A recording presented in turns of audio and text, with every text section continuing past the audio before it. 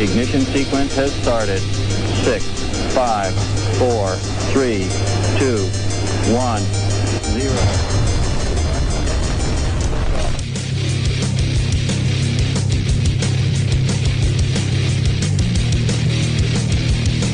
You have entered Untold Radio AM.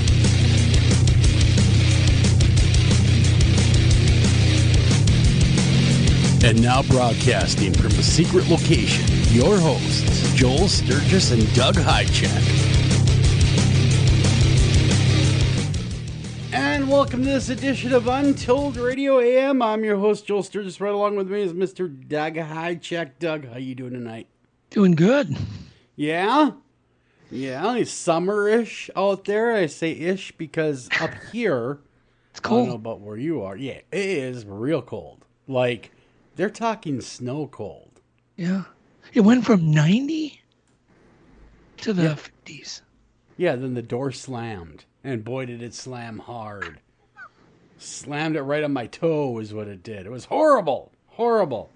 So wherever you are, hopefully it's much warmer than 50 degrees. So, you know. We got a great show on tap tonight. In fact, we're going to be bringing our guest in early here. But many of you guys, everybody is familiar with. And if you haven't been familiar with it, you need to pause this. If you're listening via podcast, pause us now. Run and watch or read or do whatever, Fire in the Sky. Then come back to us. And now through the magic of podcasting, you have now watched Fire in the Sky. So you're caught up. Our guest tonight is Mike Heston Rogers. He was involved in the famous Travis Walton UFO incident.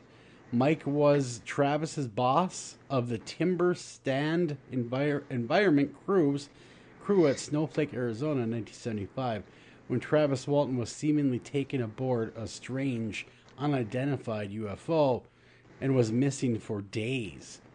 In this Untold Radio AM episode, we will hear Mike's unique take on what he saw, felt, and did during that strange night, and the tough days that followed. Because if you watch the movie, you're going to have an idea of the kind of tough days that did follow. And we're going to hear it direct from Mike tonight. This was the most witnessed, investigated, and researched abduction in history. A little bit about Mike. Mike was born, of course, in Snowflake, Arizona. And he would have been born in March 4th, 1947. The year the UFO era began, Mike said he had an absolutely ideal childhood. His grandfather, Roger, had a large farm, and his other grandfather, Howard, had a sizable ranch, both on the west side of town. Mike graduated from Snowflake Union High School and then started working in the nearby forest. 3 years later, he started college, but then regretfully got married. After 12 years and 6 kids. 6 kids, Mike. My gosh. And then divorcing, unfortunately. Mike finally went back to college on and off for many years. On November 5th, 1975, he and 5 others witnessed an object that apparently snatched Travis Walton away. In 1993, Fire in the Sky was made that night. Welcome to the show. I got to say, welcome to the show, Mike. Mike Heston Rogers, everybody. So that's nutshell, but we're going to go much deeper there. Right, Doug? Yeah, I hope so. So how you doing? Thank you, guys. How you doing, Doug, Joel? I'm doing great. Fine. I'm always doing finer fine. than frog hair. Yeah. I don't know if you can say that. I'm happy as a lark. I know that. Or a clam, whatever, however you want to do it. So, Mike, let's just get into it, because why don't you start at the beginning of that night, and let's skip the history for now, but let's just get right into that night and tell people what you saw from your perspective. Okay. Well, naturally, this is kind of like a repeat, like 1,000 times over, But, yeah, here we go. Yeah, in 1975, November 5th, at approximately 7 o'clock, my crew and I jumped in the international crew cab, and the names of those guys are myself, Travis Walton, of course, Ken Peterson, Alan Dallas, John Gillette, Steve Pierce, and Dwayne Smith.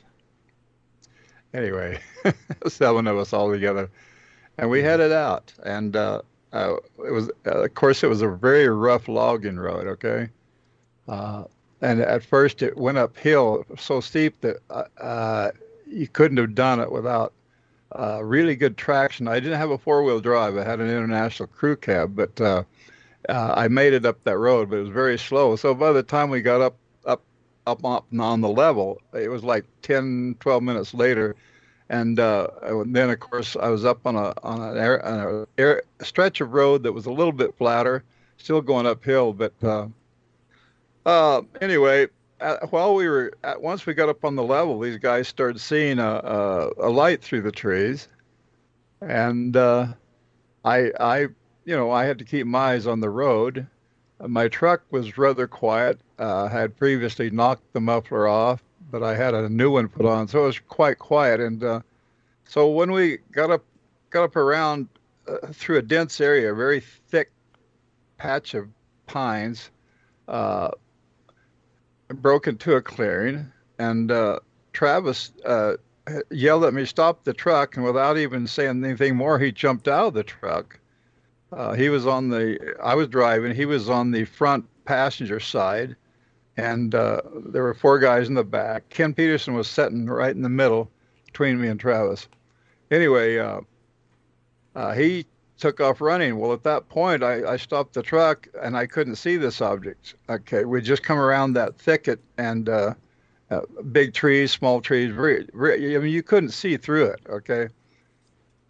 Travis had jumped out, and so I, not knowing what was going on, nobody had seen anything yet.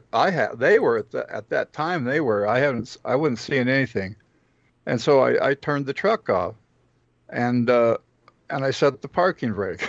Anyway, and not knowing what these guys were, because nobody was saying anything at this point. Nobody. Yeah. Travis is the only one that said anything. All he said is stop the truck, and that's it. So there he is walking up there, kind of a fast walk at first, and then he slowed down as he got closer. Now, later on, we measured, and right where he was standing was 93 feet from the edge of the truck. Wow. I just did that by remodeling the whole thing, putting the same truck there and then getting the tape, and because people kept asking, how far away was that? Well, I decided to make that clear. So anyway, on with the story. I had to lean over almost in Ken's lap to see this thing. And when I did, I don't know how to, my emotions at that point were like first blank and then awe, and then it slowly became frightening, because about that time, this thing started making a noise.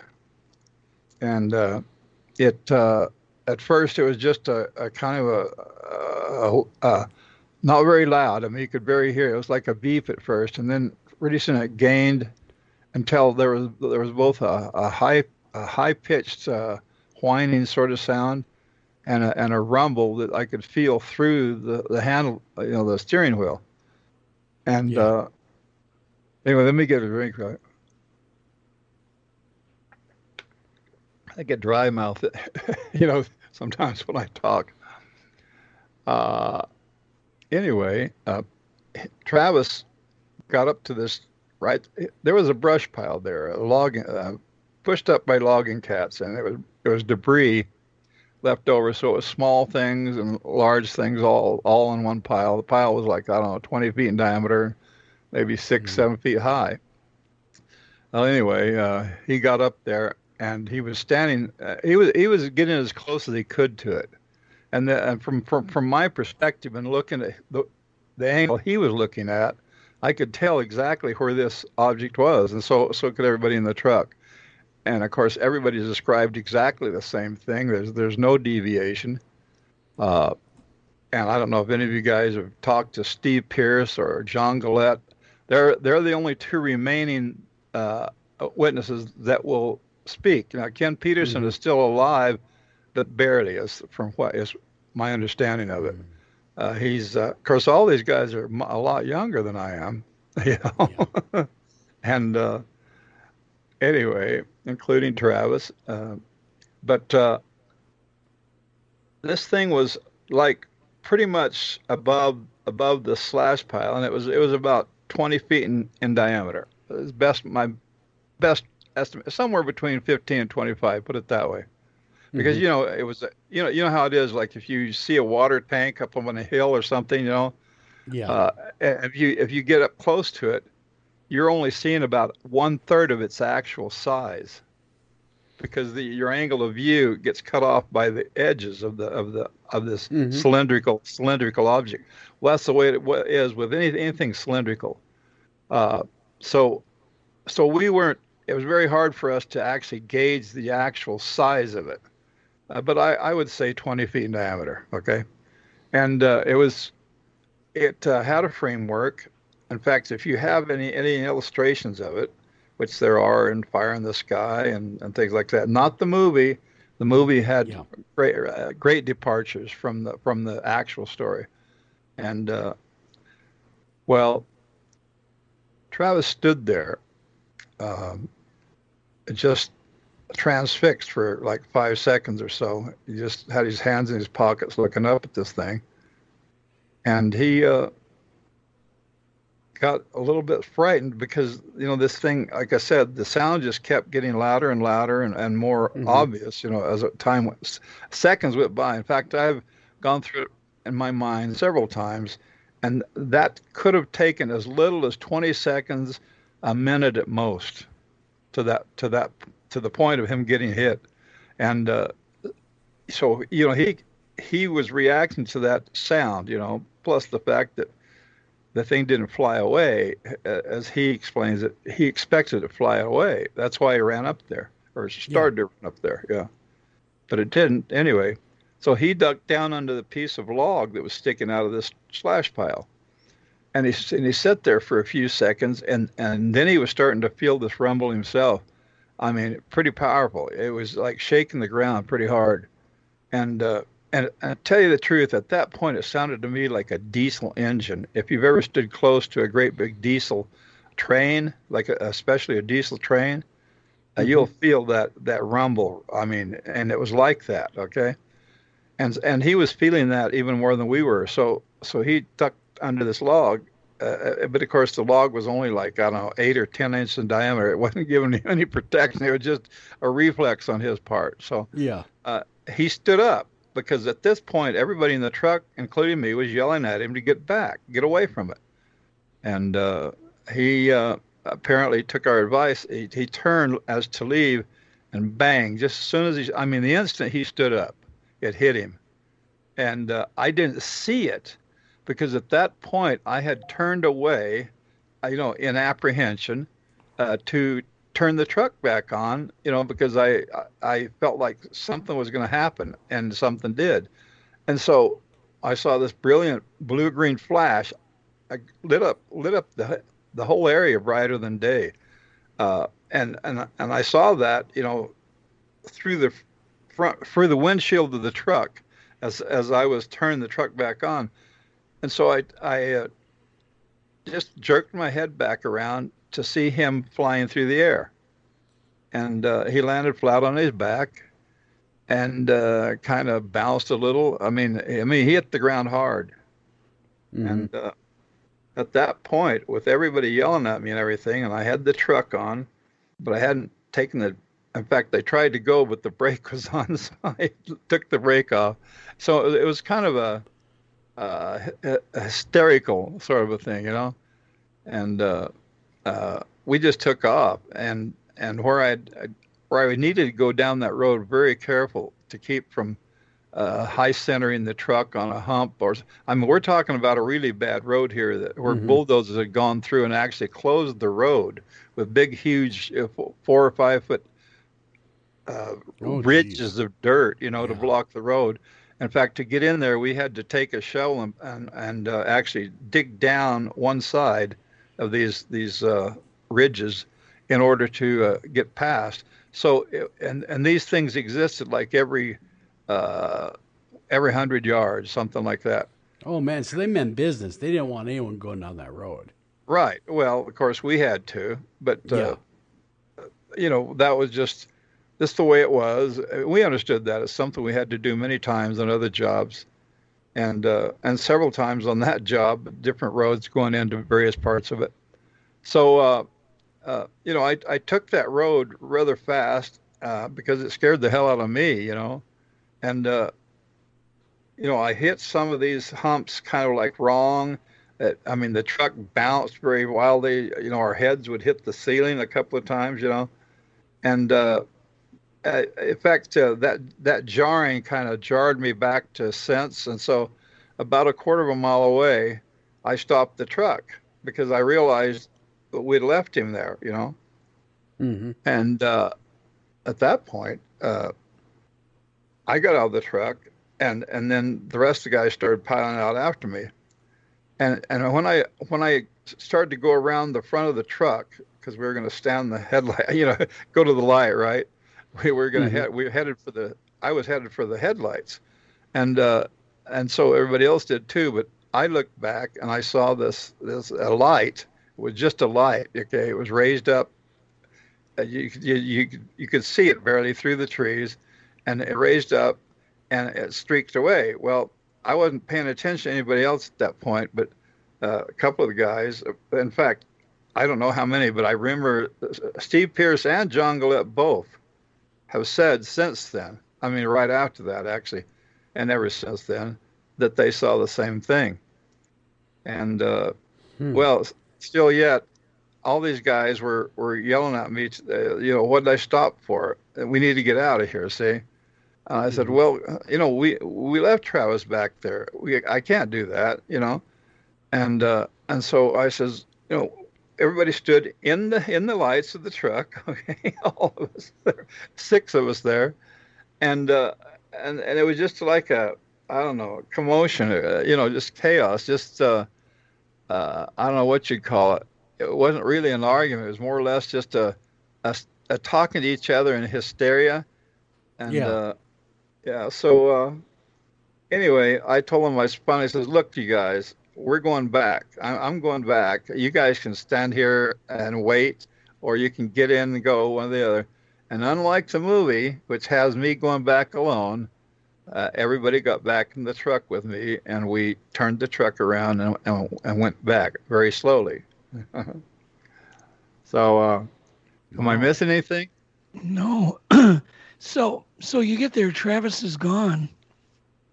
But I want to go back to the sound. Did you ever consider for one moment that it may have been just this huge amount of infrasound that also got you guys, all confused and full of fear, and, which infrasound does to people?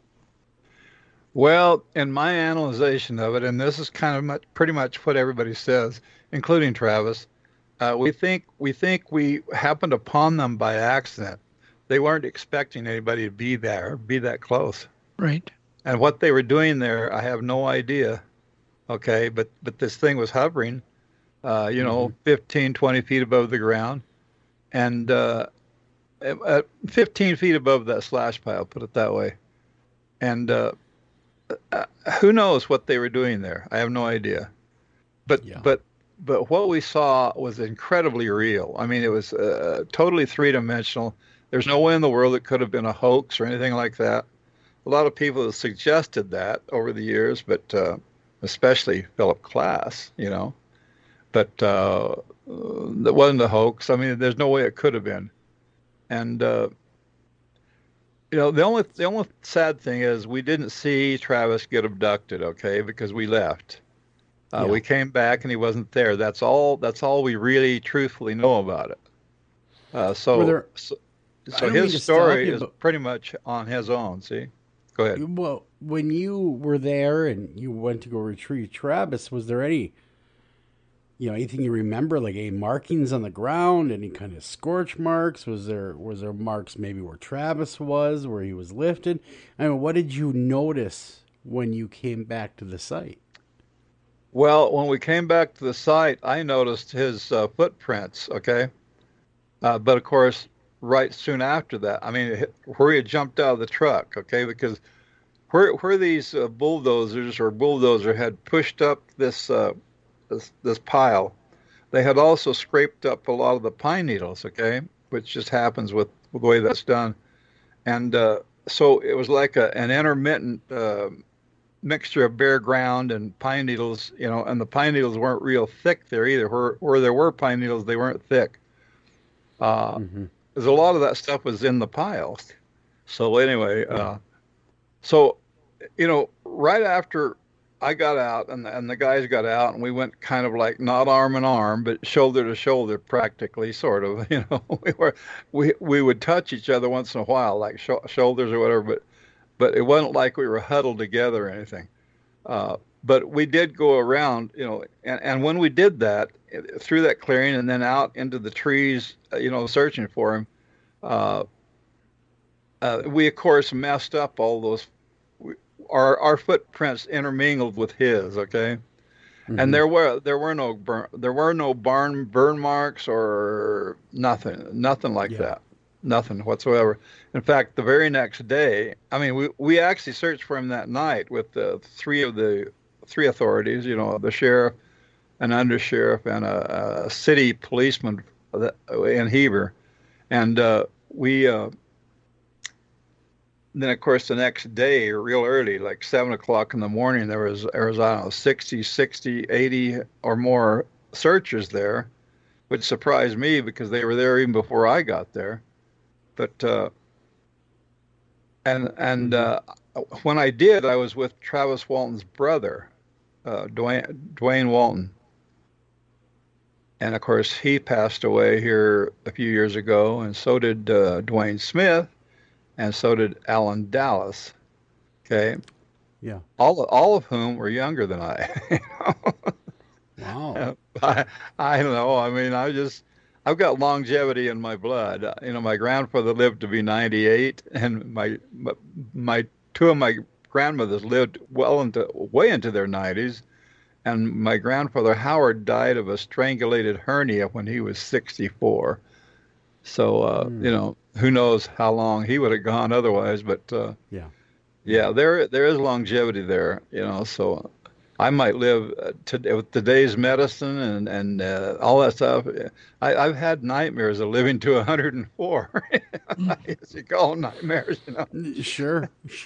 Yeah. Anyway, Mike, so when you immediately saw that craft in the sky, did you think immediately it was an alien craft or military? I mean, what went through your mind?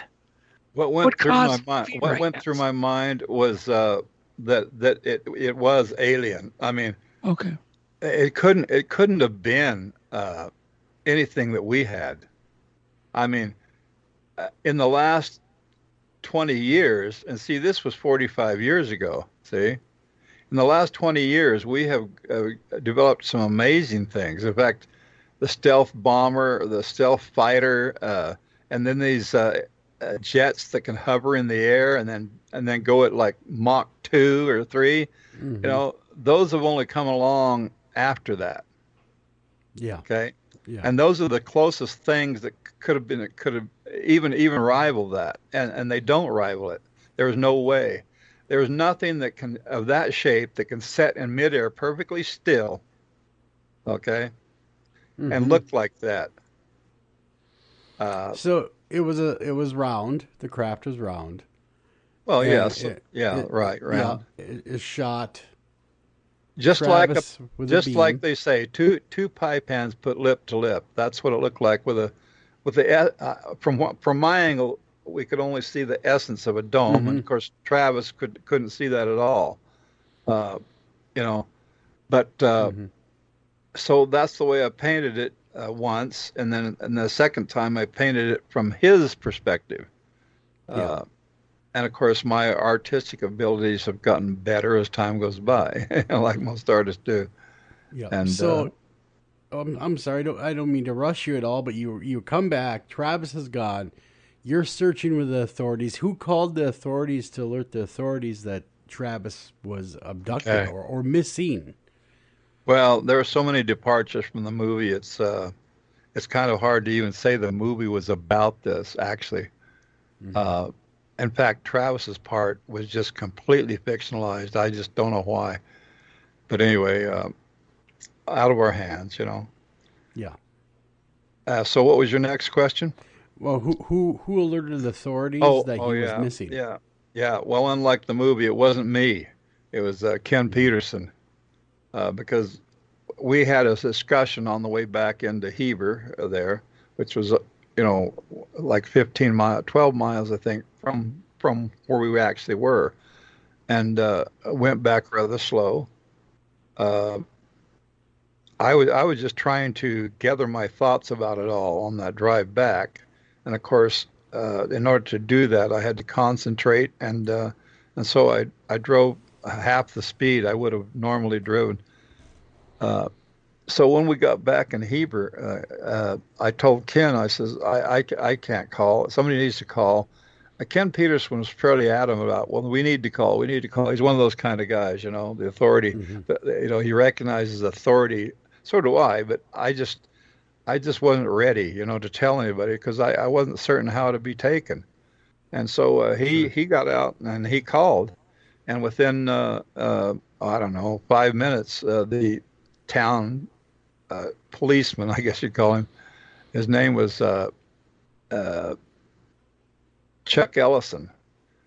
He came out and talked to us first, and then, about 30 minutes later, Sheriff Gillespie and an undersheriff by the name of Ken Copeland came from Holbrook to Heber, and there's a road that goes from Heber to Holbrook, okay? Just luckily enough, I guess, there's one that comes down. But anyway, about 30 minutes later, I was surprised that they got there that fast. I mean, we're talking about a missing person, so it's rather odd that they responded so quickly, Mm-hmm. Mm-hmm. Because Ken Peterson didn't tell Ken Copeland anything about a UFO. Nothing. He just said that we have a missing man. That's all I told him. That's interesting that they were responding so quickly. Yeah. Anyway, I could hear what Ken was saying because I had my window rolled down, and the phone booth wasn't a phone booth. It was one of these outside things that just has a little roof over it, Mm-hmm. And you have to stand there, of course, like you do in a phone booth anyway. But there was no booth there, just like that. And so, I mean, I was like 6 feet away from this phone booth or whatever, and I could hear what he was saying. And yeah, he didn't say a thing about the UFO. So when Ken Copeland came out, of course, then everybody kind of told him everything about it. And of course, he actually called the sheriff like right away before he even knew about the UFO. So, that to me is rather strange that Sheriff Gillespie and them would come out that quickly. Yeah, that is. Yeah. It was almost like they were waiting. Almost, yeah. In fact, it was it would have been caught them early evening, about 7:30, 7:45, something like that. Why would they jump so quick? And they came fully dressed in their uniforms and everything. So it's kind of odd, see? And I've always wondered about that. But of course, since then, I found out that Sheriff Gillespie believed in UFOs. So when he heard that it had something to do with the UFO, he was like Johnny on the spot, Yeah, yeah. On the other hand, the undersheriff, Ken Copeland, was a terrible skeptic. He just didn't believe a damn thing whatsoever. Did they ever think that you guys had anything to do with the disappearance? I mean, were you guys ever put under the microscope? Ken Copeland is the only one that thought that. Okay. Yeah, he kept up with that. He was very adamant about it. He had like a fervent disbelief in UFOs. And of course, up until that night, so did I. I mean, not a fervent disbelief, but just I didn't know what they were. I'd never seen one. All except that Travis Walton and I and 4 other people, which consisted of my wife and 2 of my sisters and my only brother. were there, and we saw something that was, and this was 5 years prior to that, but that was the first thing really, and it was more or less exciting. It was rather bizarre, rather strange, and rather beautiful. But that's another story entirely. But that happened 5 years prior. By this time, I kind of like thought of that as being something that we just didn't understand it, so just let it go. I was sort of a skeptic anyway, so I didn't make much of it beyond that. And so when that happened in 1975, November 5th, 1975, I was just floored by it, just completely confused. And but changed it. Yeah. I was gonna say it changed your worldview. You went Well, from it did, a yes. passive believer to these things are truly real, and not only are they real, but they took one of your coworkers. Yeah, And then so you're facing that reality. combined with what we had seen 5 years earlier, then it became vividly clear. Yes, and you combine those two experiences together, and they are monumental in my mind as proof, at least to me, that UFOs exist. Of course, UFO just means unidentified flying objects, which doesn't really mean much of anything. There's lots of unidentified flying objects in the sky all the time, but when you see something that spectacular and that close twice now, at that point, you become a believer, of course. And since then, I've had a couple of other experiences. I had something that even rivaled what happened in 1975 happened to me when I was logging on the north rim of the Grand Canyon in 1990. And then in 1997, I was in England studying crop circles, because that became a very, very interesting thing to me. And I've been there several times. In fact, the first time I was in England was 1993 to promote the movie Fire in the Sky. Even that afternoon, the afternoon of one of those days we were there, and I can't remember the exact days, just it was 1993, But anyway, my girlfriend and I went off on our own, and we went to visit some crop circles, one afternoon when we didn't have a whole lot else to do. But of course, all we did is observe, I hired a helicopter and went out around and saw a couple, but we didn't have much time, so we had to get back. Anyway, in the years following that, in 94, 96, and 97, I went back to England, and I even got with some people called the circle makers, who were making crop circles. And I thought, well, these crop circles are all man-made, right? Well, So it really sparked an interest in you.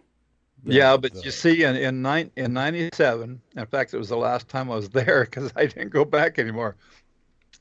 I decided, after watching these circle makers make circles and how they did it, I decided I was going to make one, a little small one, okay? And so one day, I came up with a design of my own, of course, and I went through the process of everything you're supposed to do. I marked it all out first, which is done in the daytime, and you wear clothing that blends with the wheat and stuff, right? That's how they do it. And I know all their methods. I learned all their methods and everything. So I went back that night. Okay, it was like about 1 o'clock in the morning, which is when they do these things. Between 1 and 3 is usually the time. And I started going under this fence to go do this, right? And I had a big roller with me, a big roller and a plank and board, which is how it's done a lot of it. And so as I went under this fence, all of a sudden I was struck by a very bright light that was moving around real fast.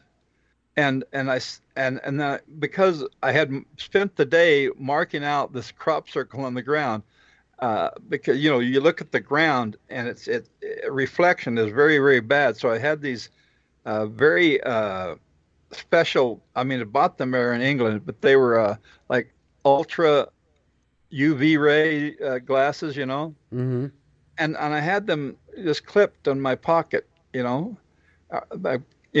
I had a hotel room and everything, and anyway, they were still clipped on my pocket. So when I saw this bright light, it was rather bright. So I put the glasses on, and when I did that, I actually saw workings inside this orb, which I estimated to be somewhere between 8 and 12 feet in diameter, and it was jumping around making a crop circle.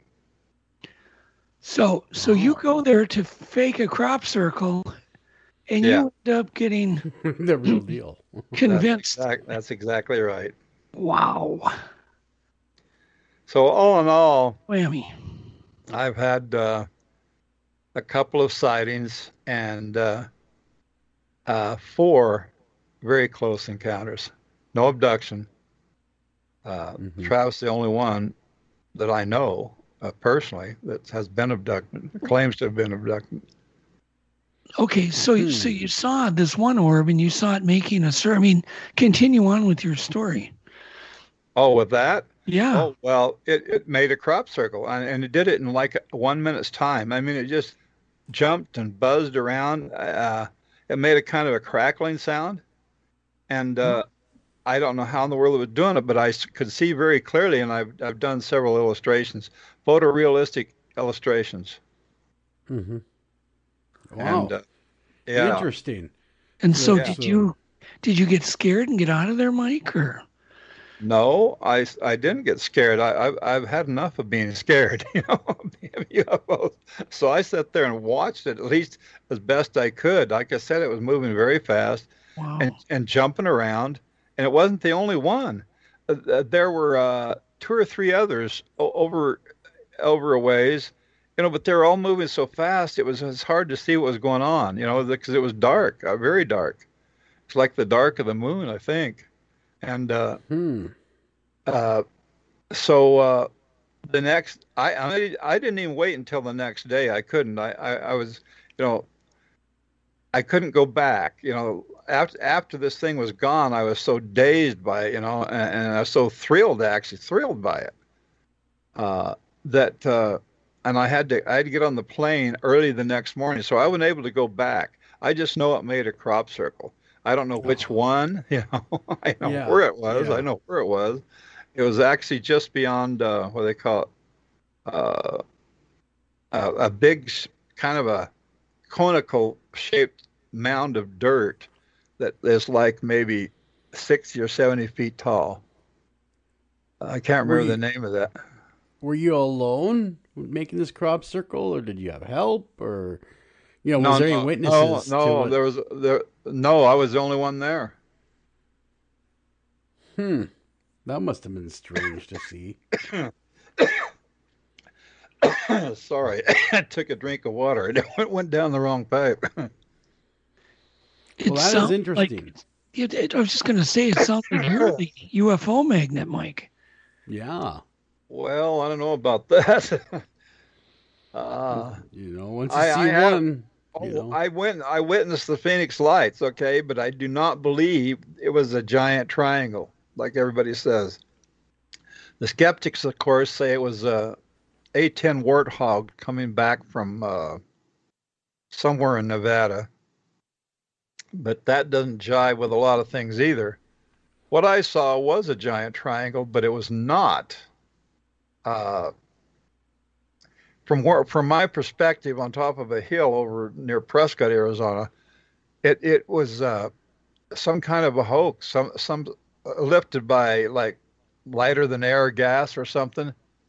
And I think it was created by the government. And I've investigated that. Oh man, it's been 22, almost 23 years since then. Yeah. And from what I saw, it was not. In fact, later on, like the next day, I went looking for things because that night I saw something fall off of it. I went looking for it. I don't know if it was the thing I found, but what I found was a big sheet of very, very thin plastic that was, so thin, it's like thinner than this stuff that you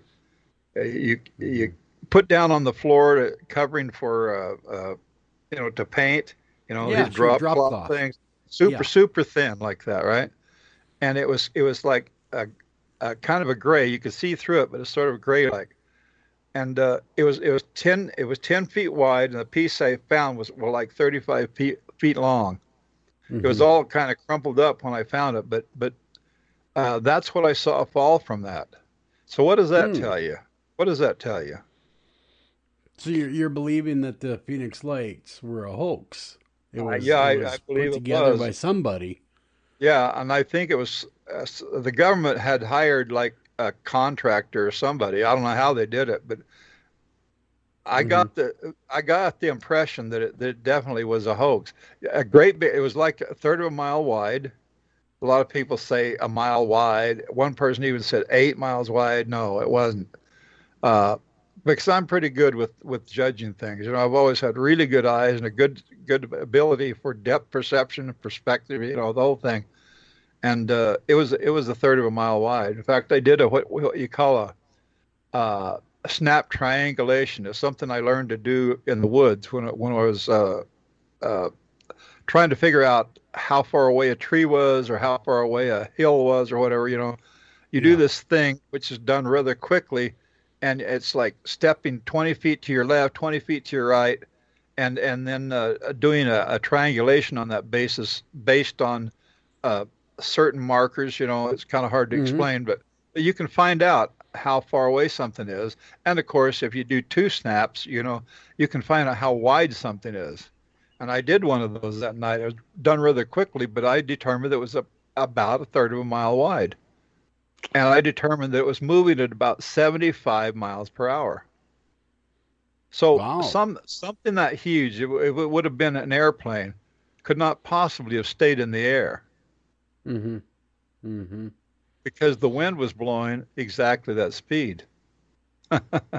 Gotcha. So you think it was being pushed along by the wind? See, within a few days, I got all the information I could from the National Weather Service, and what do you call it? The oceanic and whatever you call it. NOAA. Yeah. NOAA. There you go. NOAA. Yeah. National Oceanic and Atmospheric Administration. That's right. And all combined, it said, the speed of the wind and everything. Later on, I got information from the National UFO Reporting Service in Seattle, Washington, which, what is his name? Peter something. Peter Davenport. Peter Davenport, that's right. Yeah, I can remember things. Anytime I try to remember something, I can't. It has to be off the cuff, We're getting older, Mike. Say, well, actually, my memory has improved in my older age, believe it or not. Well, I don't know why, but well, Mike, I really want to hear before we move on to I want to hear about your other encounters, your other sightings. Oh, well, one was in 1968, rather vivid. My brother Charles Rogers and I, in fact, he's my only brother. He and I were logging, working in the woods, and we were cutting, and of course we would have our gas and everything, our lunches in one spot, because we'd have to carry it in, a ways from the vehicle. And we were stopped there to gas up our saws and stuff like that, because they would run out about the same time. Same identical saws, of course. And I got this funny feeling, and I looked up, and my brother had noticed, he looked up too at that point, and not exactly above it, but nearly so, was this silver spherical object. And but it was rather high. At first, we thought it was a weather balloon, because where we lived at the time, they don't do it anymore, but they used weather balloons back then. And I guess they do it all by something else now, Doppler or whatever. But that's what we thought it was. But it remained, and it was rather small. I mean, it was like just more or less a speck in the sky, and not quite. I mean, it was seemed to be a little bit bigger than a weather balloon, but it was also silver. and weather balloons are white. Okay. Mm-hmm. And the funny thing was it never moved, even though the wind up there was blowing rather fast. There was these high cirrus clouds that were above it. It was below that, and those cirrus clouds were moving past it, and it never moved. That's interesting. Never moved from the spot. Yeah, and I don't think Mylar had been invented in the 60s. Yeah, well, yeah, this was 1968. Yep. Very interesting. Wow, that is strange. What about the sighting you had mentioned in the 90s, Mike? Yeah, that was on the north rim of the Grand Canyon. It was probably the most spectacular thing I've ever had happen to me. And again, I was alone. There was one other person with me, but that person refuses to be spoken of, which is the case with a lot of things like this. But nevertheless, it would take too long to explain it because it's a very long story and a very exciting and extremely bizarre. I don't think we have time to cover that, but I'll tell you something. It was also a sphere. Can you give us the log line highlights? Then we'll get you back. I have actually illustrated that twice. That object. If you guys have ever been to my site, okay, my Facebook page, okay, most of the stuff is on there, and it's all photorealistic stuff. Man, you have had quite the encounters, between the 1975 one and then the 68 one and the Phoenix Lights, and then in the 1990 on the rim of the Grand Canyon. You have seen quite a few things. Yes, and I'm currently working on 2 books. One is called Natural Illusions, which I began actually not writing but investigating. I became very interested in illusions because we were accused of seeing an illusion. Okay, it was just, people would say it was just an illusion. The skeptics, and so just within days after the November 5th, 1975, I started looking into illusions, and I found out there's almost nothing on it. The actual whatever illusions is in that 45-year period of time, I have thoroughly investigated and found out that illusions are almost everything. Wow! In fact, to the extent I'm not even sure if we exist. That's a lot to unpack. Oh heavens, yeah! It's of course, at the same time, it's damn real. I mean, just try jumping off a bridge or something. Gravity alone will let you know just how real this all is. Yeah. And yeah, and try standing in front of a moving train. Yeah, you're gonna find out really quick. People don't even need to be reality. told what's going to happen if they stand in front of a Mack truck or a big or a train barreling down at 70 miles an hour. You don't even need to be told. No. You don't even need to learn by experience. You don't even need to learn by seeing it happen to anybody else. You already know. Yeah, you already know the end result. That's right. And so this world is extremely real, but at the same time, we can't prove it. Prove that you exist. Just try it. Well, you're right. How can you prove that you exist? It's sort of like love or feeling, you can't prove it. Sure. Yeah, because you have no outside source to validate your existence. I mean, what you see is perception. And and so without that third party looking in, there's just no way to prove that you exist. That's exactly right. In fact, I have done an awful lot of illusions. I will come up with a photorealistic, if I can, illustration, and if not, something else. I haven't gone to photographs yet, but a drawing or a painting or a CGI or something, okay, to illustrate these things. But I've come up with about 3 dozen so far. I mean, we're talking major illusions, and they come in several forms. One is natural illusions, which, by the way, cannot be avoided. I mean, you can close your eyes, but that's all you can do. But natural illusions also happen to all the senses, all of your senses, everything, your sight, your hearing, your balance, everything. And, you can't avoid them. You can't avoid natural illusions. And it's hard to explain exactly what they are here. But then, of course, you have man-made illusions, which is like advertising and stuff like that, And then you have mental illusions. And mental illusions is a huge area, because people get all kinds of crazy ideas of things, what's one of them, reality. Say, well, that's my reality. It obviously isn't yours. Well, nonsense. Reality is reality, period. Sure. And so there is no alternate realities. It's just, there's only one reality in actuality. Yeah. Well, if this is all but an illusion, going with that line of thinking, then who's the creator of the illusion?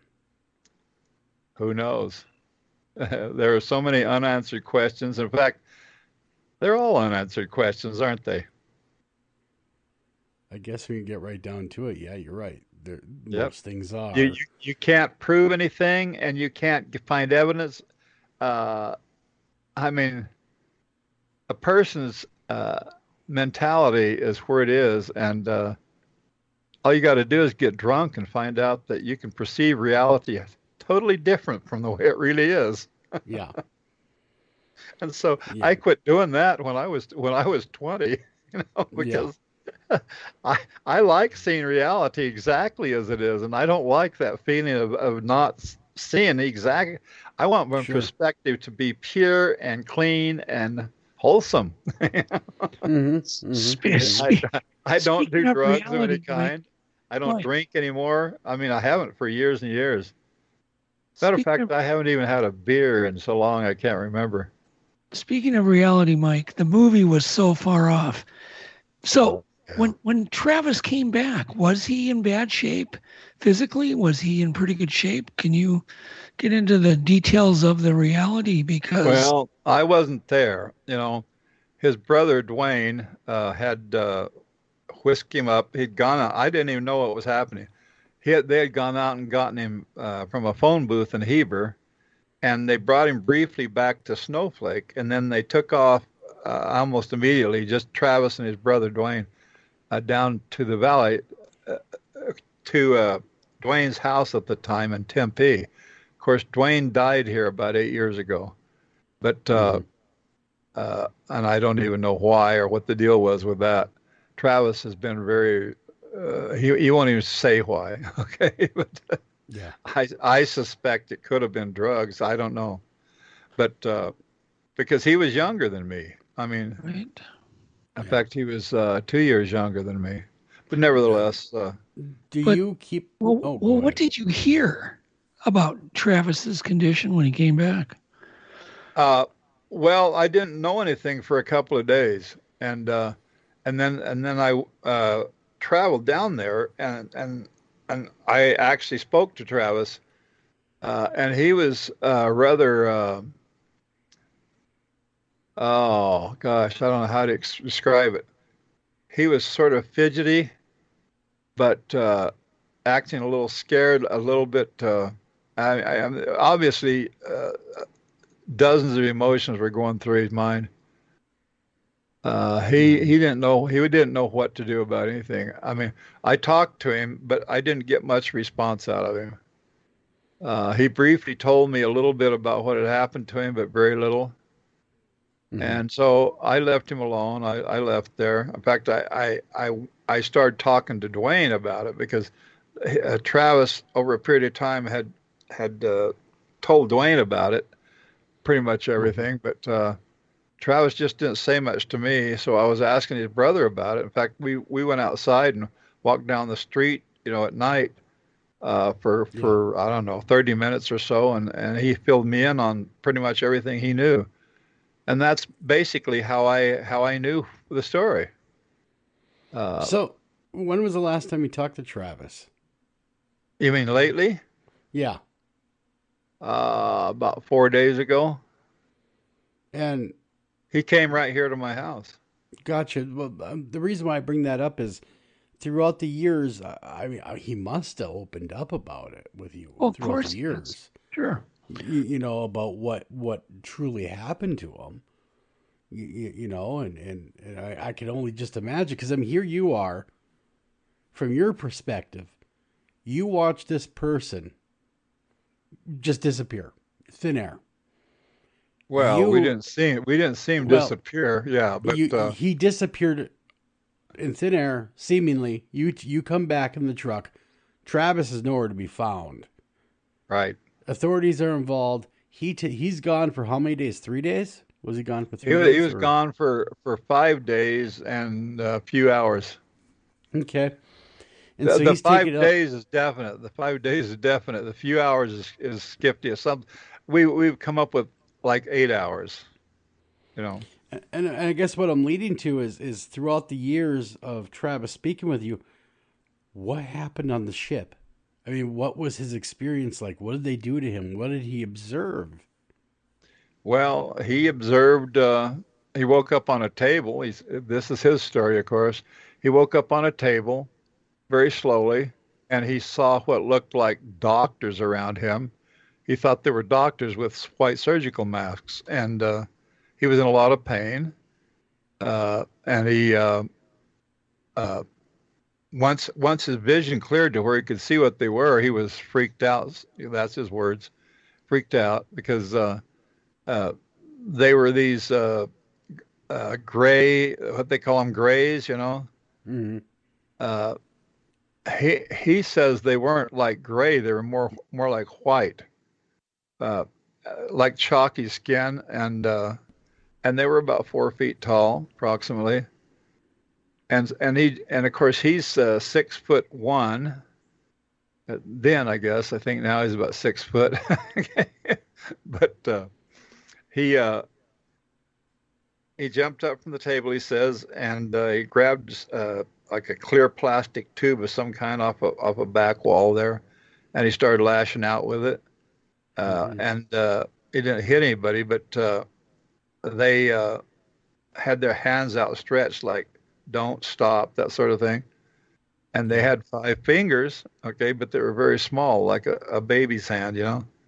And he says they just all of a sudden went out the door, and to the right. He said there was a curving hallway out there, a very narrow one, which there's barely enough room for his shoulders, one side or the other, to fit down this hall, and the ceiling of it was touching to the top of his head. Okay, and he said that he went down it to the left, which means that it was curving to his right, and he came upon an open doorway, and went into this room, which you could see the inside of the room and everything. There was a chair, strange looking chair, sort of a pedestal looking chair, metallic, in the middle of the room. He said that he kind of sidled down the side of the walls there, you know, first, so he could see what was inside somebody sat in the chair, and nobody was. So when he started approaching the chair, the room started dimming at the same time. And by the time he got to where he was standing right by the side of this chair, it was like he was standing in space. He could see all the stars all around him, through all the walls, behind him, below him, above him, the whole shot. And I've illustrated that too. You know, I've illustrated all of this. Mm-hmm. And anyway, he says that he sat in the chair trying to figure out, the buttons didn't seem to do anything. There was a lever on the chair. He moved the lever, and it kind of rotated the view. He didn't feel any motion where he was, but it rotated the view, so he didn't know what to think of it. And then while I was in there, he heard a noise behind him, the same door that he had come through. He jumped up, and the guy looked like a human being, except that he had a helmet on. Like a not like NASA, but totally clear bubble-looking thing. Had a kind of a frosting on the back side of it, but other than that, it was rather plain, connected to a black thing that set down on this guy's shoulders, and he was wearing a skin-tight blue uniform. The aliens that he had encountered earlier wore a brownish-colored, loose-fitting sort of thing, but they did look like uniforms because each of these little guys wore the same thing, and this guy wore a blue tight-fitting uniform, and he said he was packed with muscle, literally. Interesting. Yeah. Did he see, like, I've always wondered with people on the ship when they're on the ship, and maybe he never mentioned this, or maybe you don't know. Were there other abductees there? Was he aware of other people, or was he alone? No, with them? he never saw anything. Okay. But this guy, whoever he was, let him out of this thing. They went through kind of an airlock first, and then out, and there was a ramp leading down from this thing, which looked just like the thing that we see in the woods. And he said is larger, like maybe 35 feet in diameter. I don't know. It could have been the same craft. I don't know. But he knew, and we've done a lot of speculating on that since. I drew a diagram of the ship, which is in his book, which actually both books. In fact, they're both the same book, really. The Walton experience came first, and he had writer's block, so I helped him write the first 2 chapters. Of course, he elaborated on it from what I did, but it did break the block, and then he started writing. Then, of course, Fire in the Sky is just basically a repeat. There's a lot added to it. Mainly, he put down Philip Klass for 70-some pages. It took him to do that. But anyway, where are we now? I get off on a tangent here, and I lose track. Yeah, no, you're talking that he was walking down a ramp, and then of course he was right. he was let out the room. Well, he was found himself in a very large hangar type area where there were other craft that looked like the one he came out of, and some others that looked silverish and like an oval and silver. In fact, highly reflective. And then he says that he walked across this large area, which was like hangar inside, a huge hangar, and went into through this other door that was like a hall, and they went down the hall a ways, and then in another door, I think it was to his right, and when he was in there, there were 2 other human, another man and a woman, and the woman was rather busty, but they weren't wearing helmets, okay?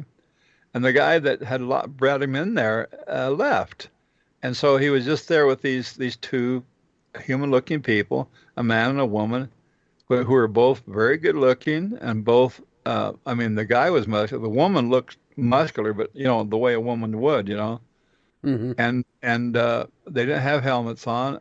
No aliens of any kind, the Nordics nor the Greys, ever spoke a word to him. Not a single word. He did say that. That's one thing he's always reiterated about, and actually elaborated on, that they never would say anything to him at all, not even telepathically or anything. Yeah, just total silence. And anyway, these 2 humans, Nordic types, laid him on a table, and the woman put a clear plastic oxygen mask-looking thing over him, and he went out, and that's the last he remembers until he woke up on the highway, approximately, I don't know, 1/8 of a mile out of Heber, up the hill. Wow. Jeez. It's amazing. Yeah. Well, see, all that is detailed in his actual books. You won't find it in the movie. In fact, the movie is a complete departure from all that. Total. Completely made up. They don't. It's not even the same looking aliens. It's not the same nothing. Complete departure. Were you disappointed in the movie? I was disappointed in Travis's part, and my part I wasn't. I mean, Robert Patrick played me. We became good friends after that. But how it turned out, I mean, the movie. Oh well, it was like a. It sounds like you were. It wasn't a blockbuster, but it was a major movie. Fire in the Sky. And of course, then they sent us on an international promotional tour for it, which included England and Rome, Italy, So and what I'm getting at, Australia, among others. But yeah, go ahead. What I'm getting at, Mike, is that, you know, I mean, you knew the movie was a vast departure from what your actual experiences were. Did you almost feel like they didn't listen to your accounts and they just kind of went on their own route and made like you said, a different movie altogether than we did? What really happened? We did lots of radio shows, TV shows, you name it. I mean, it was like crazy there for a long time, and everybody was asking the same question: how close was the movie? Well, at the time, I was under contract to Paramount, okay, for this promotion, which paid rather well, and so I kind of had to hedge my thoughts a little, you know. So I did a whole lot of humming and hawing, you know. Yeah. Well, you don't want to upset the people that butter your toast, man. That's exactly right. You know, so I understand that. But I couldn't lie.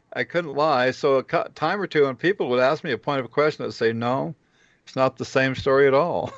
Eventually, Paramount, they had all kinds of things. They had Japan on the schedule and other things, and they just suddenly canceled it for both me and Travis because I couldn't lie. I just couldn't lie, and they were expecting that. So Australia was the last trip we made.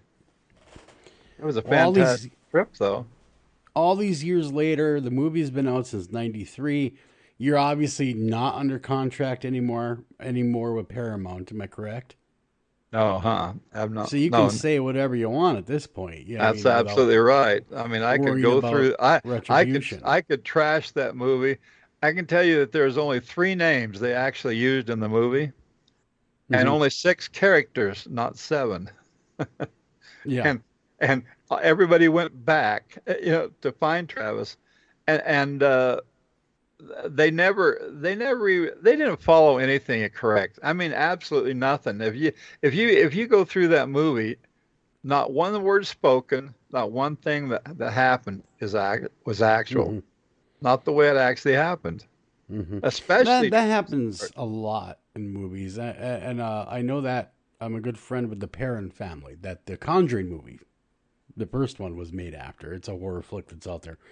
And she had mentioned the same thing, that they took, you know, there's vast creative liberties with the movie, you know, so vast. It was like, wow, none of that even happened, and it's in the movie. So I get that. That does happen. I mean, they got to make something entertaining, too, you know. Right. So, you know, I understand that, their point of view as well. That's right. And I don't know why they do that. I think it's because they want originality, for one thing, which is nonsense. If you're going to make a story and you're going to call it based on a true story, do it. You know, and that's what everybody expects. But they won't do that. They won't even come close. It's a matter of originality, and combined with this fear of lawsuits. Sure. They have to completely change it to keep people from suing them. And still be profitable. Yeah. Well, I'll tell you this, it would have been much more profitable if they'd have made it closer to the real story. I agree. I've heard that I heard that until the end of the world.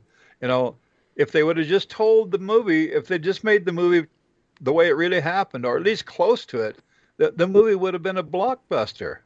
Mm-hmm. It did pretty good anyway, but it would have been a huge success. But they just can't. They just can't because they got to have their originality. Mm-hmm. Mm-hmm.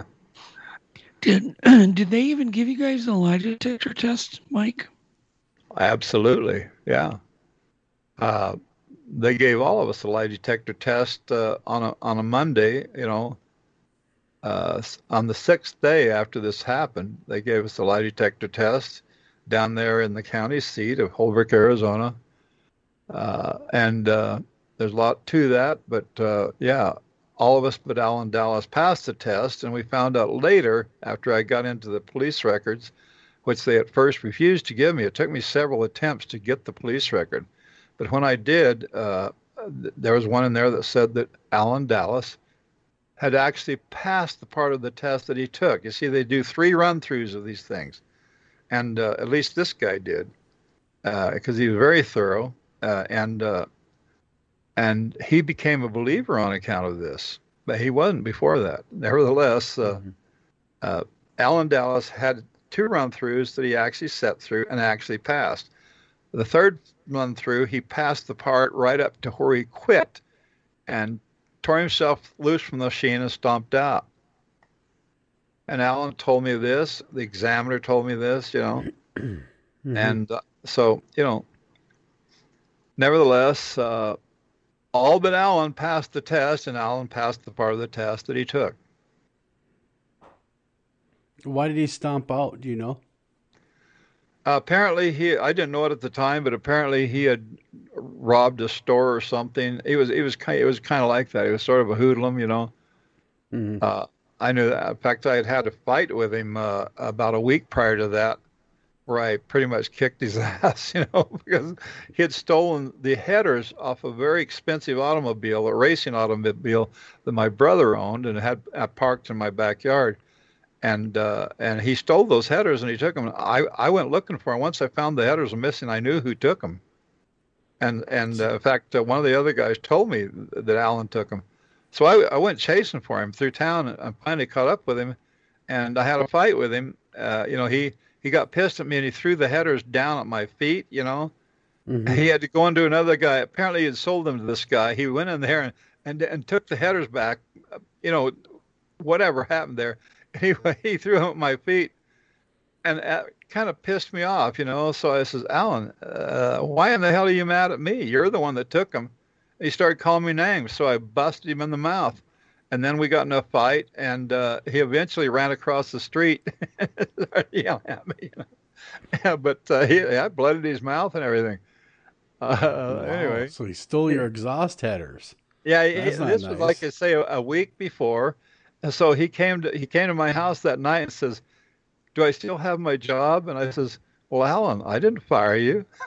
I says, if you're there in the morning, I'll pick you up. We'll go to work." Mm-hmm. Mm-hmm. Yeah. Jeez. Wow. So when Travis was gone for 5 days, he must have been dehydrated or hungry unless they fed him. So what explains the fact he wasn't hungry when he got done? Oh, well, I don't know. I wasn't there, so I can't answer those questions. I can only say what he says. He apparently didn't eat anything during that time or drink anything. Was food and water offered? I'm sorry, Doug. Well, he would have been hungry then.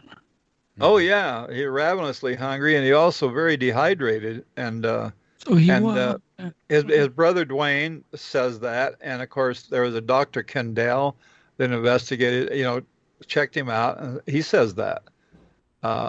He was well, of course he wasn't as dehydrated by the time Dr. Kendall got to him, but he was dehydrated, and that of course is Travis's and his brother Dwayne's testimony on that. So a lot of this stuff goes by what other people say. I can't vouch for a lot of these things. Right.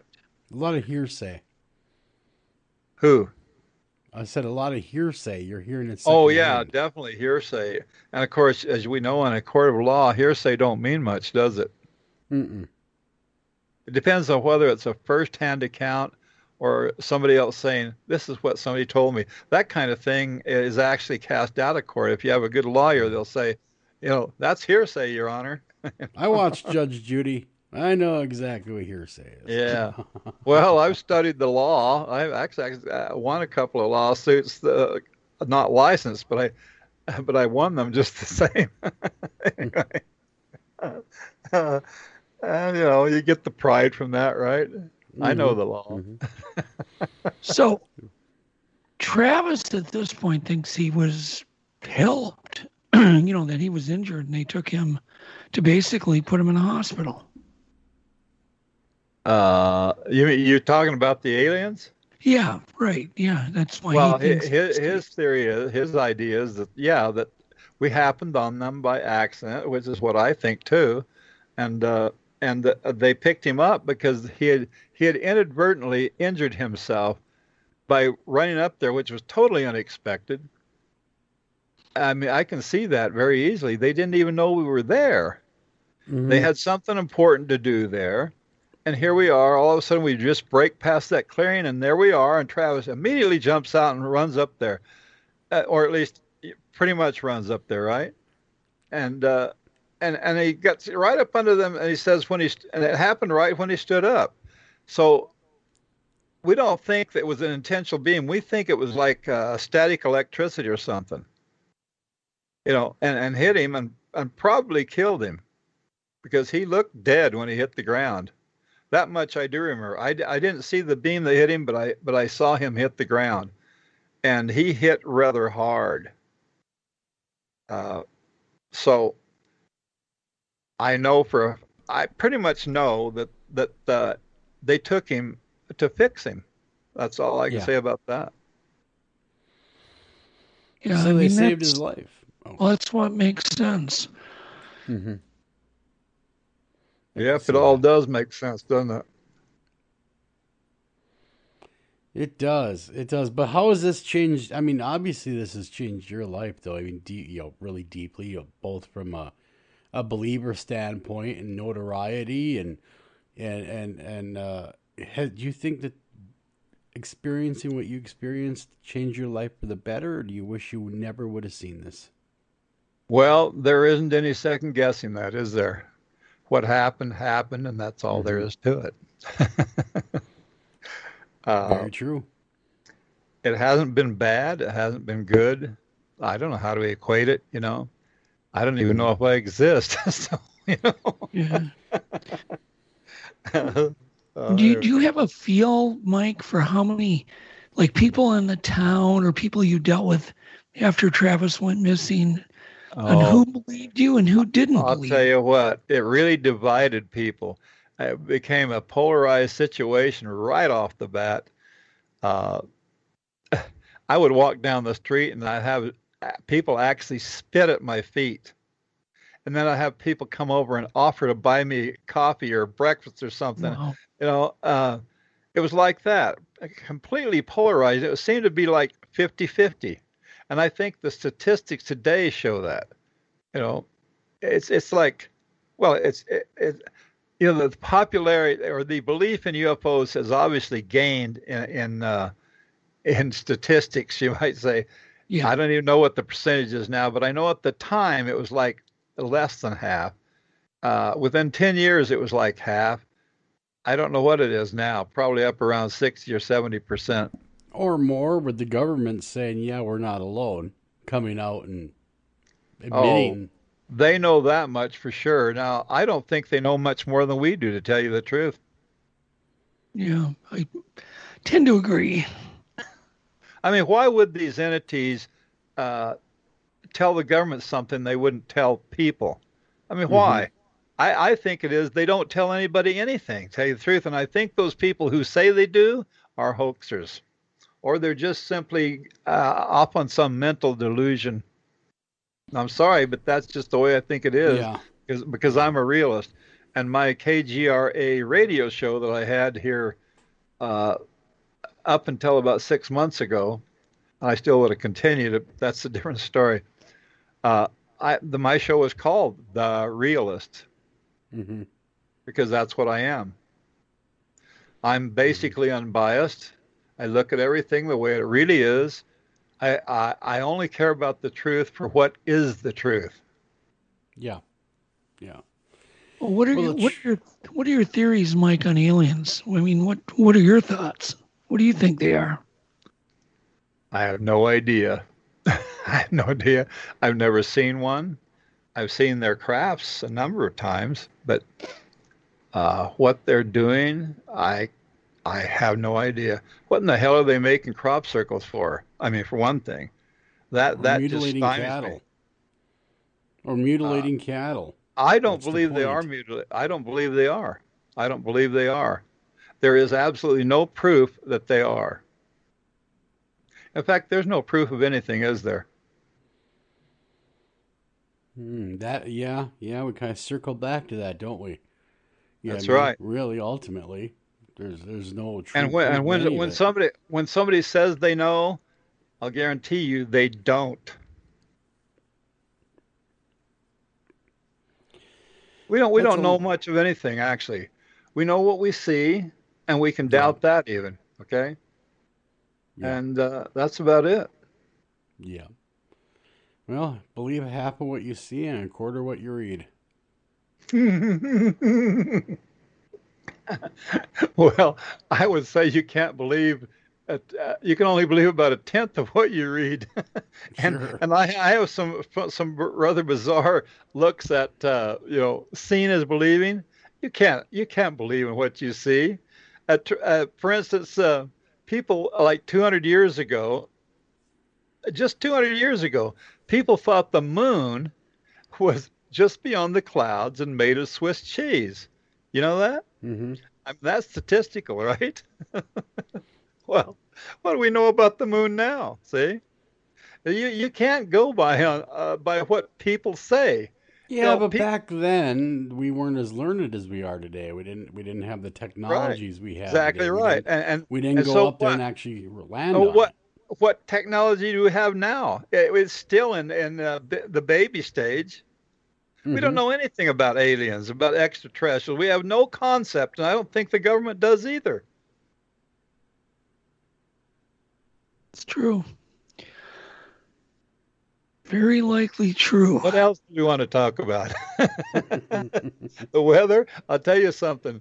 It's hot here right now. This is northern Arizona. Phoenix is reaching 110. And the weather has changed. What Republicans used to say about the weather, they would say, no, it's all the same. It's just changes, right? Well, we haven't had a snow here in 4 years, and we used to have 5 feet on the level right where I'm standing, right where where my house is. Okay. Yeah, it certainly is changing. The weather sure does seem that way. It's not the patterns it used to be. I'm glad it is changing because I'm sitting right where a 400-foot tall glacier once was. That is true. Wow. A prehistoric ocean. Yeah. So yeah, it's changing. Yeah, so, and the Great Barrier Reef, for instance, has not existed, and it's only 12,000 years old. If it's real. Yeah, if it's real. Well, I know it's there because I went to Australia and I went swimming on the Great Barrier Reef. Do we truly know, Mike, it was there? Well, not really. We really don't know anything, do we?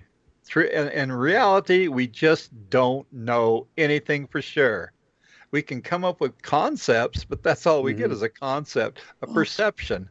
And it's all mental, isn't it? I'm coming to your way of thinking. Everything you touch, you feel, you smell, you taste, that all could be nothing more than just a grand illusion. Well, it is, because everything that we see, everything that we feel, everything that we hear, balance, taste, the whole shot, it's delayed for one thing. We perceive these things because they hit us in the eyes, the ears, the sensory perceptions, and then they travel through these tiny electrical impulses. Then they finally get to the brain, and then it's analyzed, and then all that stuff is I don't even know how to explain it, but it's a process that you know, like light, for instance, it comes through the eyes, and all we see is that part that's reflected directly to our eyes, and then we have to focus it, and it goes through the optical nerves to the brain, which, by the way, travels at the speed of a horse-drawn cart. Sorry, I researched all this stuff out, and then of course the brain takes it and rehashes everything. Sight, for instance, comes to the brain upside down. The brain has to flip it over. Okay? And as far as balance is concerned, actually balance is one of those things that they left out of the 5 perceptions. There are actually 7. Okay, not 5. And anyway, balance is more real than just about anything, yet they left it out. So like what you saw that night with Travis Walton could be nothing more than you didn't experience anything. It's possible. I have to admit that it's possible. Yeah, I mean, I understand what you're saying. I'm picking up what you're putting down, Mike. Yep. Of course, at the same time, I think I remember when I was born. It's kind of hazy, but I do remember from the time I remember my first birthday and my first Christmas very vividly. So kind of weird, isn't it? Yeah, well, I've always found it interesting that more and more scientists are saying we might be living in a video game. Well, sort of. It's not a video game, but of course something like that. You know what I mean? For one thing. Yeah. As far as you go down or up, you cannot find the end of existence. No. At the same time, you can't find exactly what it is. The first thing that blew my mind when I was a kid, my dad told me, big goes on forever and so does small. That's exactly right. And I went, ooh. Endlessly. And the same with time. Time has no beginning and it has no end. Yeah, and that's... So where the hell are we anyway? I don't know. We're both traveling on the same spaceship, traveling at 25,000 miles an hour through space. That's right. And you're sitting on one end of the spaceship, and I'm on the other end. At the same time, if you look at the sky, right, the stars in the sky, the only reason we see those stars is because of what you call light flare, which is, and I've calculated this out, 3,228 times an object looks that much closer and that much larger than the object really is. And stars are huge. They average about 1 million miles. The sun is 870 some thousand miles in diameter. That's pretty big, Yeah, it's huge. Yeah. And anyway, it's 93 million miles away. Mm-hmm. Mm-hmm. That's right. And yet, when you look at the stars at night, right, the sky would actually be jet black if it wasn't for light flare. So in reality, that's a huge illusion, isn't it? Because if it wasn't for light flare, we couldn't see a single star. In fact, even the planets, if it wasn't for light flare, we couldn't even see the planets. And the moon would be a dim, pale, pitiful thing we could see, but it would be very dim, and it would look smaller. And I've come up with a whole lot of illusions based on the stars, the moon, the sun, all that stuff. I've researched all that in depth, and I've done illustrations for all of it. And I'm working on a book called Natural Illusions. Okay, I'm also working on a book called Adventures with Close Encounters. So, Joel, I've got a question. Don't answer this, Mike, because I know you know the answer. How long are the little stripes on the freeway? Well, if you're doing 70 miles an hour, they look like they're 3 or 4 feet long, don't they? Mike, but if you stop and you pull over and you look at them, they're somewhere between 15 and 25 feet long, depending on where you're at and what they decide for that particular state or highway. I wanted Joel to try to answer it. Here's another thing. The lines on the highway that you see? Yeah, the dotted in the middle? Lines, Yeah, in the middle. Lines, yeah. I used to paint them, so they're 18 inches. Yeah. So you know 18 how long inches they are. wide. Nevertheless, No, yeah. not wide. Length. Length is 18 yeah. inches. Length. It doesn't matter And how width wide is they are. They are 5 approximately. inches. Yeah, they are 5 or 6 inches long. Sometimes 4. I don't know. It depends. Around here where I live in the White Mountain area of Arizona, they used to be 20 feet long. Now they've shortened it up to 15. Okay, but Yeah, the interstate system I guess that's is to different, save but paint, highways. right? Yeah. Highways depends on your state where you live too. That's kind of like a state by state thing. Yeah. But a standard highway, not an interstate, not a major freeway, they're 18 inches by 5 inches. 18 inches long? Yeah, by 5 inches wide. 18 inches long? I've never seen that. They have shortened them a little. They went from 20 feet to 15 feet here in this particular area on the highway.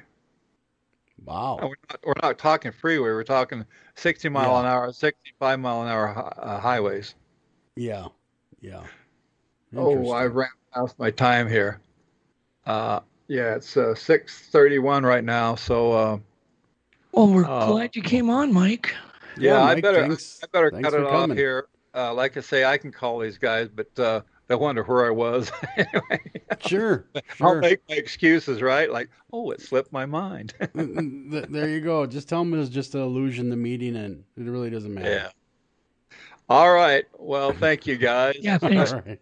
Doug and Joe. We'll talk to you again soon, hopefully. Okay. And Sounds great. Well, thank you, Mike, for coming on. There. You bet. All right, guys. Bye-bye. See ya. Bye now. Well, that was quite the interesting discussion. Yeah, we're doing the reverse show. We are doing the reverse show. What do you think, Doug? What do you think? Everything's illusion? Nothing matters? Nothing's real? Don't know. It's possible. Okay, I got a story, though, that really haunts me. That kind of goes along with, Mike likes to philosophize. He missed his call. But there is something weird that happens to me every day. It's like every day. This isn't something like, I experience this weird thing every week. It's every day. Okay, so I have a stop sign at the end of my road. Okay. Yep. And there's a parkway. Every time I pull up to the stop sign, there's always somebody waiting to cross. Yes. Or they'll zoom their bikes, right in front of me. Yeah. But here's what gets weird. If you look down both ways, you can see for a mile down the one side, and maybe a block down the other. You don't ever see anybody. And so only until you arrive at that stop sign. So my favorite line to say every time I pull up is "Cue 'em up." Cue 'em up, because I'm coming. Cue 'em up. Here I'm coming. I get like 30 feet from the stop sign, and I go, "Cue 'em up." And sure, it's every day. So I pointed this out to Yvette yesterday. Mm-hmm. And I'm like, because, I'm just like, I want to bring someone else into my weird mind. Yeah, just so I can verify that this is truly going on. Because this has been going on for 10, 12 years, and I've kept my mouth completely shut. But it's like, it's not like maybe consistent, a little bit. It's every day. Every single day. Yes. When you leave your home. You cannot see anybody at all, but the minute you get to that stop sign. No. I'm saying they cross in front of me, and then I look both ways. And they're gone. And there's nobody for a mile. What the heck? Where are they going? No. You're not picking up what I'm throwing at you. It's think like I am. They were queued up. Yes. The movie. Because there's nobody there. In other words, if I'm not pulling up, there ain't nobody walking. I get it. But it makes me wonder. Okay. Because you're saying that you could see a mile each way. Well, not each way. One way I can only see maybe 2 blocks. One way I could see literally a mile. Gotcha. And there's nobody. But if I pull, if I go, if I go out of my house right now, get in my car and go to that stop sign, there'll be somebody waiting to cross. And what have you, I know you're a deep thinker, but have you thought why this is happening? No, it's just that I notice things like this, and it makes you go, dang, it's kind of like one in the pocket of Elon Musk, where he goes, we're living in a video game type, what do they call it? A simulation. Yeah. There are more and more scientists that do think we are living in a simulation. Okay, but whose simulation? There's got to be a point to the simulation. It's Otherwise, probably it's not a simulation. It's probably a simulator simulating the simulation. Oh, boy. I don't know. Boy, is that ever meta. You're going to make my head explode. But it's just, I just notice weird things like maybe you're kind of like on the Truman Show, except this like is the Doug Show. And there's a grand illusion master. No, but if it happens day after day after day for 12 years, and you're like, but there's never anybody down the park. Okay, you have way too much time on your hands. That is just way too much time on the old hands. Too much time on my mind. I'm going into Mike's world slowly. Don't do that. Don't do that. No, but it is. I know exactly what you mean. Find it out. Everyone for 12 years could be a coincidence. Well, you do live in a major metropolitan area. I realize that, but literally, when somebody you pull up to the sign and they zoom. I know. I'm trying to rationally work this both ways, out with there's you. Nobody ever coming. I know. That's what you're telling me. It's like they're queued up. It's like the movie Funny Farm. Right. Where they had the whole town, like queued up, ready when these people were going to come look at their house to buy. Yep. Yeah, it's like that. I know exactly what you mean. Yep. That is strange. That is strange. And how do you feel, Doug, when you see the queue up happen? I don't know what to think. I just notice them. The more I notice it, because I don't think, let's just say this happens to everybody. Nobody else would notice but me. Yeah. You're the one guy that would. No. Yeah, because most of us are too busy with our day-to-day lives to really take note of that. Oh my God. No, I'm just saying. I'm busy, but I'm a thinker. I notice. I know, that's what I'm saying, though. Most of us, because you're a deep thinker and you observe everything around you, don't think it that way. And that's what I'm trying to say. Actually, I'm not a deep thinker. I'm more of a ADHD type thinker. You know what I mean? Gotcha. It's like, Yeah. You're like a squirrel. I'm like a squirrel. Or a seagull. No, don't call yourself a seagull. I wouldn't do that. No, they're flying rats. No. But I know what you're saying. I know exactly what you're saying.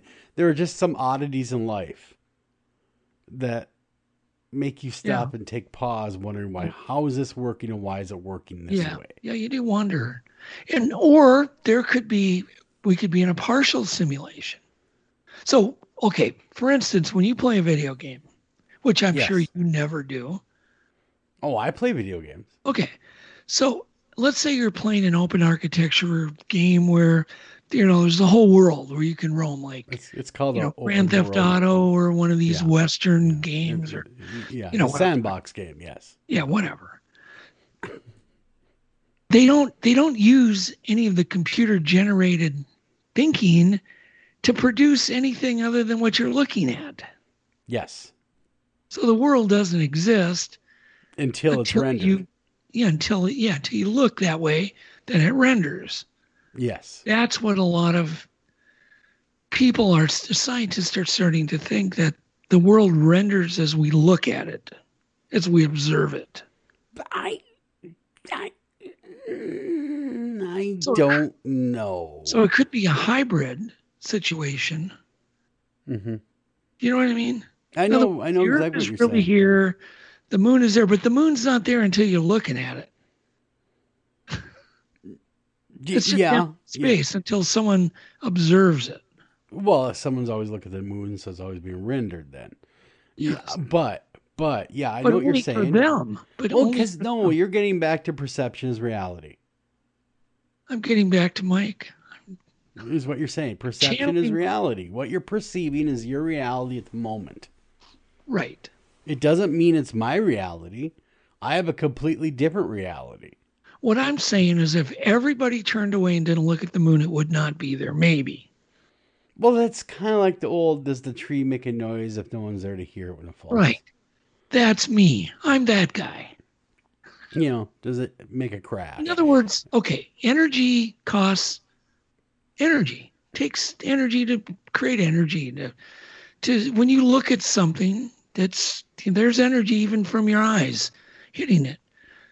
Maybe nature and the whole universe has figured out a way to conserve energy, just like a computer does, computer memory, by not generating it if it's not needed. Goes into a sleep state when it's not needed. Yes, just like my pedestrians. Just like they're not needed because I'm not there, so they're not really there. I tend to believe that the world exists. Me too. I tend to believe that there are people experiencing a lot of things in this world on their own, because the perception, again, is reality. But I also understand that things do exist even without mankind being there, because we have proof of it existing before man even came here. But what you're saying is, how do we know if no one's looking at it? Fossil records. But if there's no one here to see the fossil records. I understand. See, I'm never going to argument because it's always going to be that perception thing. It's always going to be that until you look at it, does it exist? And that's fossils or anything else. But what I'm saying has kind of been proven in some ways through quantum physics. The slit experiment, where if we're not observing it, the photons don't follow the slit. They go out randomly as if the slit isn't even there. Yeah, it's the manipulation of the observer. But the moment we look at it, the moment we look at it, I guess I got to behave the way I'm expected to, because you see the slit, the slit is there, and so that's been proven. And that's similar, and that's what really got scientists going, maybe this is kind of rendered as we need it. True. So there's some proof. So is Schlesinger's cat. Well, yeah. No, it's Schlinger. You got the name wrong. Did I get it wrong? Yeah. I'm sure I'll be corrected. It's something like that. Yeah. I'm having a brain. Very deep stuff. Yeah. Very deep. So I don't know. I mean, all these answers might be given to us when we die. Yeah. Not you, just me. Just you. And that's good because, why not just you? But anyhow, we're not important enough. When you die, Joel, you're going to turn into iron ore and poof. No. See now that's I've seen ghosts. Yeah, but we don't know what they are. They could be, but I know consciousness transcends. No, it could be memories too. There could be memories that are causing them to be there. Okay, I'll tell you a story I'll just tell you this story. So my son moves into this new home, right? Pretty new house, 10 years old maybe. It's not haunted. No one died in it. Mm-hmm. And he keeps seeing this little dog up on his bed. It jumps up on his bed. You can feel the weight of it. He sees it night after night after night. Gets glimpses of this little chihuahua. They end up meeting with the owners, and Blaine goes, "Did you guys have a little chihuahua dog?" And they're like, "Yeah, we did." Blaine's like, "Is he alive?" And they're like, "Yeah." So was he seeing? He was just seeing the memories of that dog in that home. Or the dog imprinted on the environment with that. Yeah, the environment. That's what I mean. Yeah, it's like a it's like a tape. Yeah. What you're talking about is, well, because the dog's alive, but you're talking about like a residual haunting that's playing over and over and over. But if the dog would have been dead, everybody would have said, "Oh, it's a ghost of the dog." No. I understand where you're coming from there, because that is documented. That can happen. Minerals will cause it to happen. Quartz, iron ore, things like that hold energy, have been known to promote that kind of activity. Yeah, it's interesting. I mean, we don't know what it is, but it is fascinating. That could be what cryptids are. Who knows? I mean, I get people that call me up and they go, I just saw a giant beaver, like from the Pleistocene era, and they're like woodsmen, they're trained, they're an outdoorsman, a survivalist, and they're calling me up going, I did see a giant beaver. Like, this thing was the size of a grizzly bear. Yeah. I believe they saw it. Yeah. I mean, who am I to say that they maybe it was just one of those memory residual. Or it could have been a complete misidentification. Oh my God. That's what I just said. This guy's like, no way, I saw its tail. I thought, no, I tend to believe him. Yes. No, I would believe him too. Who the hell makes up a story? They see a giant beaver. Well, nobody would. Who'd make up that story going, hey, by the way, I was in the woods, and man, did I see the biggest beaver ever. It was the size of a Yugo. Yeah, exactly. Nobody's going to make that But people are seeing giant sloths. They're seeing even dinosaurs, and at times. Yeah. Giant deer. All these Pleistocene animals have been seen. Bigfoot. Maybe Bigfoot's just a memory of some crazy caveman. That would explain the lack of any real physical body evidence of a Bigfoot.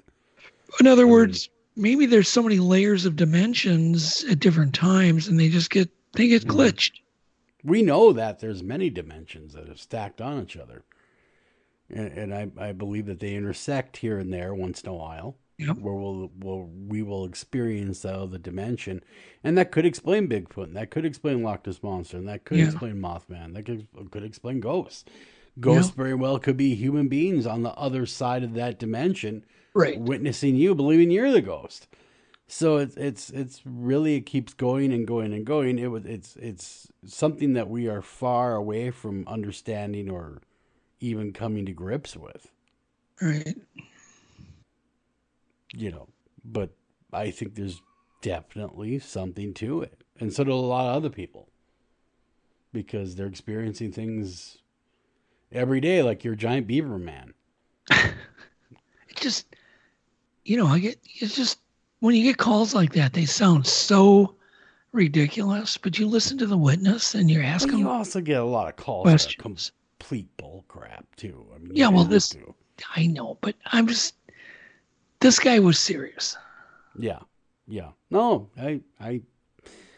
I think that there's a lot of things we don't understand, but again, it's really strange what's going on right now, especially. It seems that there's a shift going on. Yeah. Because I noticed there's a lot more people seeing Bigfoot. There's a lot more people seeing aliens. There's a lot more people seeing ghosts. There's a lot more people seeing this. Dogman popped out of nowhere. 10 years ago, no one knew what a dogman was. And then, well, I suppose maybe longer, because it was, we had, she's out of Wisconsin. I should really know this. She's a good friend of mine. Linda Godfrey. Linda Godfrey that wrote the book. And after that, it really seemed to take off. Dogman. Some people claim they've seen him. Other people, claim that they've actually had encounters with it. But there again, fantastic claims require fantastic evidence. Right. Well, I was on my deck sunbathing one day. Yvette was there. beautiful day like today, kind of cool but sunny. She starts screaming, and I look, and there's like a black orb, best way I can describe it, right next to the deck. I grab my camera, go to, to film it, and the thing took off, and made it to the clouds before I could turn my, the button on the video. I did get it sailing around the clouds, zigzagging around the clouds. That is strange. And at least, yeah, and I did get video of it, but not what we saw, because what we saw was, kind of breathing. It was like changing shape, and I don't know what it was. Yeah, this poor Yvette. 4 feet from my head. This poor lady. Let me tell you, she's been through a lot. Yeah. Just you talking about it on the show. She has been through the ringer and back. Well, what are you going to do? Stuff happens. It doesn't happen often, but, when you see something like that, like what happened to Mike, it's not as traumatic because it's not 60 foot wide, but it's still kind of life-changing because you go, well, gee, are these things running around out there at night everywhere? Yeah, right? Do they kill you? Can they kill you? Can they zap you? Are they harmless? What are they here for? Your brain is just going. Yeah. What's their purpose and what's their intention? So we go we come in the house, got to get out of the sun. Actually go in the garage to look at the video to see if I did get it, and I did. Go back out, and here comes another one. Out of the water this time. Shoots out of the water and just goes straight to the clouds. What do you think they were? I don't know. I have no idea. But, when you hear about the way, that the military's going, it came out of the water, went into the water. And I'm like, yeah. Yeah. I knew that a long time ago. That's amazing. That is amazing, especially if you've had, witnessing something like that. Both you and what Mike talked about. Yeah. It's nice to have a witness when you see something like it's nice to have it on video. Yeah.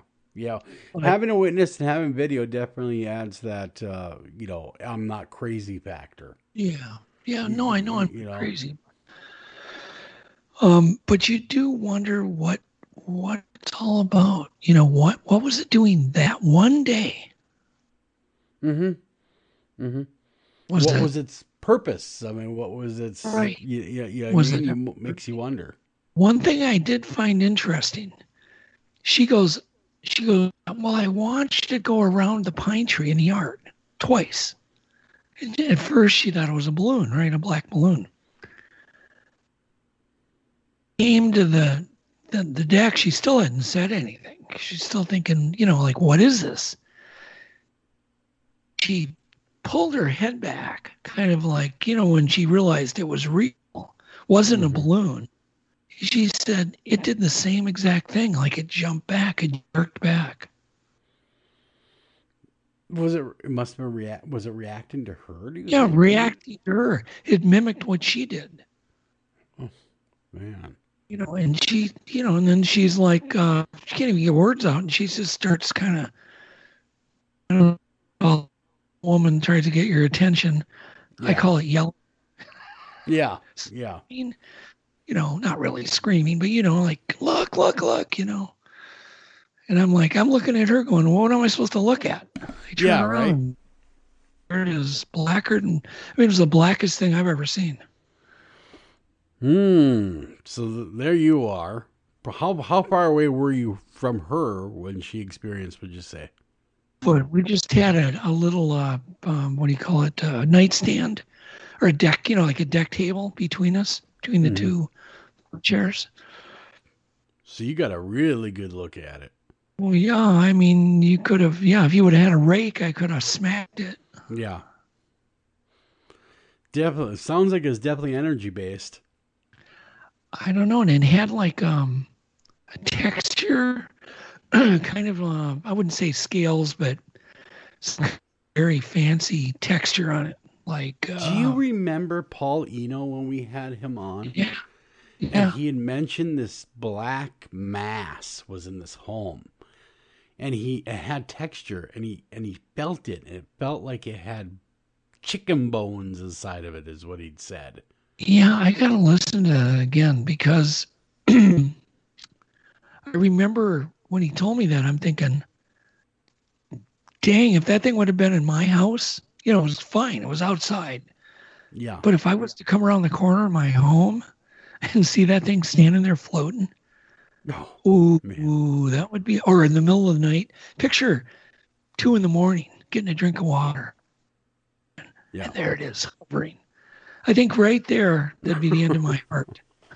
It would just seize up.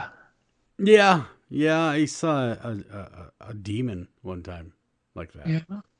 Coming around a corner, and there it was.